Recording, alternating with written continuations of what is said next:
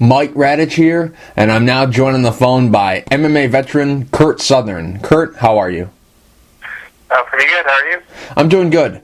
Kurt, the million-dollar question is, are you going to be fighting November 23rd at AFC 14 and against who? Well, I don't, as far as I know, I'm not. I don't have an opponent lined up yet, so it's not looking good. Yeah, that was the rumor going out there that with John Alessio not being able to fight, that you didn't have an opponent. Then people were talking about maybe Dave Mazzani was going to step up, who just fought Alessio and didn't really suffer any damage because of the no contest with him poking Alessio in the eye. Maybe he would come in and be your opponent. Have you heard anything about him being your opponent, possibly? Well, yeah, I mean, apparently he was going to step in, and but I guess he got injured somehow, and he wasn't able to fight either, so I don't want to, I don't know a whole lot about what he's injured, but I don't know, it was a 1-minute fight, and both my potential opponents went down, and so it was pretty bad for me, and there were several other opponents mentioned, but, a lot of guys don't want to take the fight on that short notice, and there was another American guy they had, and apparently he didn't have a passport, so they've just really had no luck. I mean, they've been working and trying, but just nothing's coming to materialize, so. Have they told you, hey, we're still looking, be ready, or have they not been in contact with you at all? What have they been saying to you? No, well, as of yesterday, talking to the guys, they were still trying, but, they've been trying since Alessio went injured, so, it's been over 2 weeks of them trying, so, I mean, the chance of them finding a guy on 5 or 6 days' notice is, pretty unlikely, but, so I'm trying to stay ready, because hopefully if I don't fight then, maybe I can get on another card shortly after, or a few weeks after, because I'd really like to get a fight in before the end of the year. What's it been like, this past couple of weeks? You thought you had a big fight lined up against Alessio, a guy who just coming off of a stint in the UFC. That could have been, a big fight for you to prove that, Alessio, he just came from the UFC. If you beat him, then a guy who just was out of the UFC, you beat him, maybe you should be there. Kind of something like that. What's been your mindset these last couple of weeks, knowing that you almost had that was why I wanted the Alessio fight. I mean, because I want to prove that I can compete at that level with those type of guys, and I think I can, and so I was excited, that the bigger the fight, the more motivated I get. Like, I enjoy having the challenge. That's what drives me to train harder. When I have tougher opponents, and I train harder. When I have guys that I think I'm going to beat, I think I tend to maybe tone it down a little bit, or not get as motivated anyway. So yeah, with him going out, it was a real letdown, and then I just really hoping that they would find somebody, because I was a bit hesitant with him fighting 3 weeks earlier. I was like, I want to fight Alessio, but there's a chance he might not make the fight, so maybe I should try and look for something else. But I said, take the chance that he was going to come out injury-free and ready to go, and would have been a great fight. But yeah, so it's been a letdown, I guess, sort of a roller coaster, as the cliche goes. You said that you weren't worried that he wouldn't be able to make this date. You said that you were pretty confident that he could fight on the 23rd, but did the AFC, did they have anything put in place if Alessio couldn't compete? Did they tell you, hey, if you can't get the Alessio fight, we're going to try to book you somebody else? Did they already kind of see this coming? Or there was nothing official or nothing in the contract, but we did say that to them. We were like, can you guys at least have a backup plan in case Alessio goes down? And I think maybe they were thinking Mazzani, so was probably the backup, and they both went down, so, it's, things just didn't work out the way we hoped.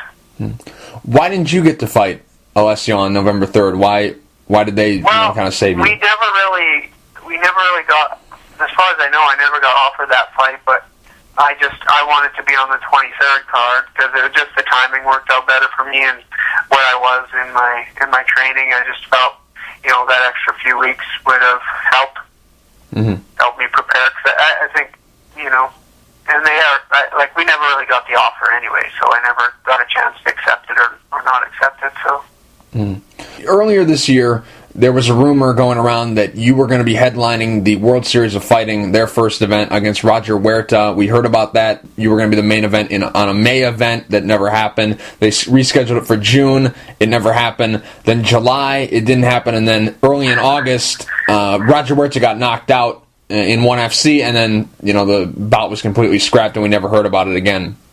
Can you walk me through? Yeah. Can you walk me through the entire process on your end? Well, that's the whole reason why I haven't had a fight this year, is because I signed with World Series of Fighting way back in January, and I was injured too. Like, I had to have a double sports hernia surgery last November, so about a year from now, and I was probably ready to go again sometime in that. May would have been good timing for me to get back in there, and so I signed with these guys, and there was, big name to fight Roger Huerta, and so, but pretty much since the beginning part of this year, I've been training for that, and it was like, okay, this is your date, so I get geared up and get ready, and then, no, we're pushing it back another month, and so that happened, keeps going on, however many times it happened, 4 or 5 times, and then finally, this was after Huerta got knocked out, even, they were still saying, no, it's a go, and they were going to, for the November 3rd. They're like, this time 100% it's a go, November 3rd. And originally it was going to be a tournament format, right? Right. It was going to be a lightweight tournament, and there's all these guys, and so, there was a potential to make, some big money, so I was really excited, this was my big chance to break in and fight a good guy like Roger Huerta, plus, potentially win the tournament and make a real big impact on the MMA world, right? And so, after Huerta got knocked out in ONE FC, they were still planning a go. It was still going to be a go, and then somewhere in there down the road, they told me that Huerta decided to retire, and I completely got taken off the card, and I wasn't really that happy about. I figured they could at least find me a replacement fighter, since they've made me wait for a whole year to fight, because I've been waiting for them, because, they tell me this is going to happen. So, I wasn't really happy with the whole process, but my training partner and friend Tyson Steele got to fight, and he went out and hammered Gregor Gracie, so that was good. But from my point of view, I, wasn't very happy with them. But throughout the whole negotiation process with World Series of Fighting, did you feel like they were kind of set on having you fight Roger Huerta, and if you couldn't fight him, it wasn't going to be nobody? Did you ever kind of feel that way? Well, I think they're thinking, from their point of view, they're thinking Huerta's a big name. Let's find somebody that he can maybe beat up. Honestly, from the way I see it, because if they really wanted me on the card that bad, they would have found a replacement for me to fight, right? Sure.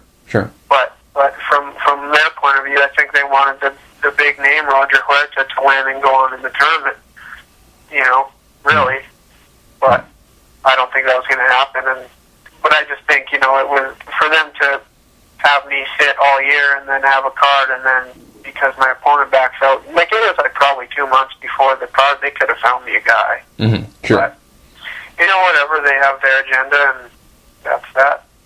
The last time we saw you in action was back in June of 2011. That's well over a year. Does it feel like over a year that you've been out, or does it feel even longer because you haven't been fighting? 2011, and on the calendar it's a year, but being out of action this long, does it feel like it's been, 10 years? You know what I mean? Has it been real long for you? Training, I feel fine. I feel like I'm back in really good shape, and I have been several times this year to where I felt like, sparring, rolling, running, and everything feels like it's there, but, you never know when you get into the cage, and you never quite know how you're going to feel. But it sucks seeing other people, winning and passing you in rankings and stuff like that, where you feel like you've worked to a certain point and then you kind of lose it just from being inactive, and other people are doing well, and they're climbing the ladder, and you're sitting and falling, and so that's kind of the worst part. Like, because I felt like after the Brito fight, I was pretty close to getting into the UFC, and maybe another fight or two, and now I don't know. I've been inactive for so long, but I still think if I get in there and win one or two big fights, I'm still right there, in my opinion. But so as far as feeling, I don't know. I just want to fight. Really, it does feel like a long time, though. Mm-hmm. One last thing about the where to fight, and then that'll be that. But during that whole process of maybe you're going to fight in May, maybe you're going to fight in June, what did that do to your training? Because when you're going through a training camp, you're trying to peak at exactly the right moment. What did that keep doing to your training when you're trying to get this fight that might happen this month, might happen the next month? What did it do to your training? Well, yeah, trying exactly. to peak at the right way? What I mean, like anytime they would give us a date, we would start preparing for that date. Like, okay, this is when we got to start, our full 3 rounds of, our hard sparring and pick up the pace in our grappling and rolling sessions, and start dieting, all that stuff, right? Because it is like, for me, I'm pretty much like it takes me, like, I'm ready to make weight in a week. I can't make any less or any, it'd be like, if I had any less than a week, I wouldn't be able to make weight. Like, so I have a pretty good system of how I get ready for fights, and it does screw things up, because say you get halfway through, and all that is extra stress on your body that you've put it through, because you can't train at a full peak level all the time, otherwise, you get injured and hurt. So it ramps up your training, and then you have to stop, and so yeah, it's just frustrating. Mentally, almost more than physically too, because it's like, okay, you get in the mindset of 5 weeks, a month, 3 weeks from now, I'm going to be fighting in Vegas against Roger Huerta. So it's like a real mental prep, and then it's just a huge letdown, and it's almost like going through a bit of a depression afterwards. And it's like, it's just been a really, really rough year for me as far as fighting goes, with the fights falling through, and then this Alessio one, it's been a frustrating year. You fought 3 times for Aggression MMA. They've since merged with 2 other organizations and have formed Aggression Fighting Championships. Is this from your old contract? This fight was on your old contract, or is this a completely new contract that you were supposed to have? With Aggression? Yeah, with Aggression. I've never had a multi-fight contract with Aggression. They just kind of, we just have an agreement with them that, we'll fight for them kind of any time, and because I like dealing with Aggression, they've treated us good, and they've always kind of tried to get us the fights that we wanted, and they pay us well, and it's pretty much the closest thing from Saskatoon is Edmonton as far as MMA goes, so it's nice that way. It's kind of like, in my opinion, would be almost like my home promotion.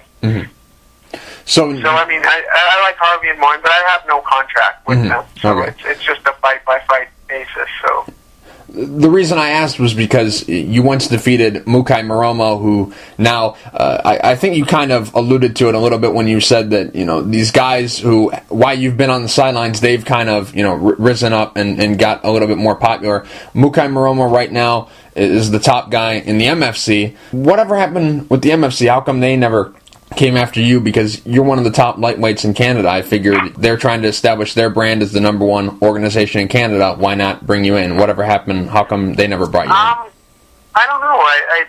I've just never really been offered much from them. I don't know why. I've never went after them. Our guys just never have fought. We've had a couple of guys fight in the MFC once, and other than that, I don't know. We just no reason in particular. Like, I don't know why. I couldn't tell you. Really, I have no answer for that. Is that a fight that you would be open to, a rematch with him, even though you've already beat him once before? Yeah, sure. I mean, at this point, I'll fight anybody. Sure, really. sure. I'd fight him again. He's a tough guy, and he's been doing well, and wouldn't be bad. I think he's a different fighter than when we fought too. I mean, that was almost 2 years ago now, or maybe 2 years ago. Yep, 2 years ago, Yeah, October I think it's 2010. October 2010. So Right. I mean, he's gotten a lot better. I've gotten a lot better. So sure, why not? Kurt, some MMA fans might not know a lot about you, so let's go back to the beginning. How did you get started in mixed martial arts? Well, I wrestled since I was 8 years old. And in Saskatoon here, pretty much grew up here, and so yeah, I mean, I wrestled until from the time I was 8 till the time I was 20, 21-ish, around there. And did pretty well at that. I won high school national championships a couple of times, and numerous provincial championships, a few Western Canadian championships. So I mean, then I wrestled with the Huskies for a couple of years, and never really did a whole lot there.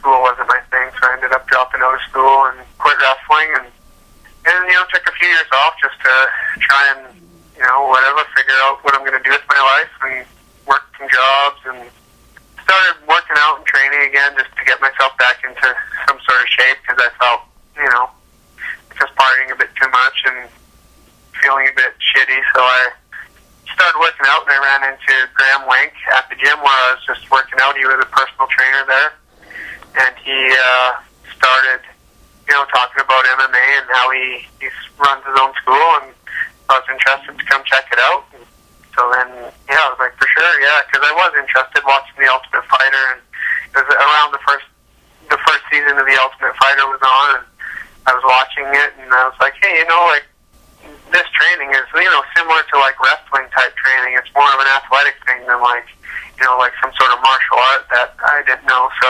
I could give that a shot, and wrestlers were always doing well, so I just went to the gym, started training, and was pretty good at it.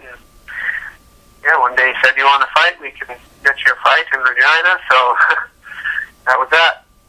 Of your 10 wins, 6 have ended by submission. Is the submission game, is that what you're most comfortable with, or is it just how the fights have happened to turn out?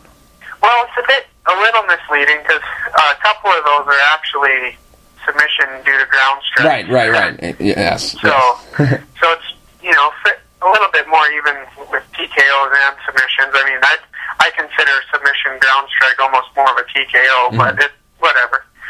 So I mean, like having a wrestling background, that's kind of the game, is the ground and pound to submission. And I've worked hard on my jiu-jitsu and my submission skills too. It comes pretty naturally coming from wrestling, having that grappling base. So I do feel comfortable on the ground.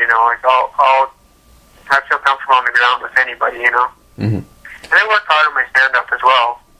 But most of my fights end up on the ground, because I think I'm stronger than most people there. So I'd rather take the fight to where I'm strongest than give them a shot to where they might be stronger. There's the old saying, you learn more from your losses than you do from your wins. You have 3 losses in your career. What did you learn from those fights? Well, it took me a little longer maybe than most, because all 3 of them are all by armbar. So maybe it did though. I think by the 3rd time I got caught in an armbar, it was I really just thought, and my coach said, you got to be more patient when you're down there, because I want to take a guy down, and I don't want to lay on him. I want to take him down, and I want to hit him and punch him and ground and pound. So sometimes I think I was getting a little overzealous to inflict damage, and guys were just catching me in arm bars, and I wanted to get them down and smash them, and maybe not be patient, get a good position to hit, and maybe only throw a shot. So I guess patience would be to be a little more patient. You have lots of time to work. I don't need to force anything when I'm, in the guy's guard or whatever, Well, you definitely did learn from the Brad Cardinal loss, because you came back and avenged that loss back in March of 2011. So you did good there. And my last fight against George Brito, who's a world-renowned jiu-jitsu guy, I would spend a lot of time on the ground with him, and didn't get think get submitted. So I think I think I've come a long way in that department. So now, Kurt, one of the things that leading up to the Alessio fight, there was a little bit of back and forth on Twitter. I was reading some of your tweets here, and it's kind of entertaining, the stuff that's going back and forth between you and Alessio. The first question I have to ask you about your Twitter is the little blurb that it says under your handle is, "Oh yeah, and my dad thinks I'm awesome." Why do you have that in there? I don't know. Yeah. I was just being silly. Just trying to show a little bit of humor, I guess. It doesn't really mean anything. I don't know. I think it might be a joke from The Simpsons or something old. I don't know. Like Milhouse might have said that, or something along those lines. Oh, I see. Yeah, it doesn't pertain to anything particular. It was just being funny, trying to be funny, I guess. Now, with being out this long and this long layoff that you have going on right now, you obviously work a second job. What exactly is your second job? I'm a journeyman steel fabricator, so I work full-time at that and work during the day, train in the evenings. And is the end goal, is that to become, a full-time fighter, or would you be happy just continuing to work your job that you've been doing? Well, I really do want to be a fighter. I think that's where my true passion lies. My job is, it's a good job. It's well paying. But I think at the end of the day, for me, it is just a job, and it's what pays the bills. And if I had a choice, for sure, I would rather devote my full entire time and energy into being a fighter. For sure, that's what I want. So it's very hard to say right now because with the whole World Series of Fighting and the whole AFC thing going on right now, but would you consider taking a fight at a weight class above yours if that's the only thing that's available? I could. I wouldn't be against it. I would have to see the opponent maybe. If it's a guy who's not real huge and cutting a ton of weight to get down to 170, but I'd be definitely open to a catch weight of any sort, 160, 165. And it would go up to 170 if like I said, if it wasn't maybe a gigantic guy, like some people cut a lot more, some guys are walking a lot closer to their natural weight. I think I'm maybe a little bit big for a 55er, not huge, and average to big, I'd say, so I would be undersized at welterweight, but I would, I'd definitely consider it. Kurt, real quick before I let you go, I don't know if you have any sponsors, but if you do, are there any that you'd like to thank, and is there anything you'd like to say to your fans? Yeah, I got my Facebook page. It's just Kurt Southern MMA, just a Facebook page, and then my Twitter is @Kurt Southern, and I guess my sponsor is Southern Welding Services, and I want to just thank Alliance Martial Arts and all the guys, Graham Wink, our trainer, and all the other guys at the gym. And for fans, I guess just hold tight, hang in there with me, and we'll get something here. I hope so.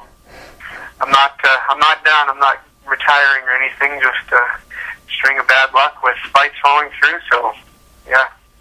Kurt, thank you for taking the time to talk. I really appreciate it. Yeah, no problem.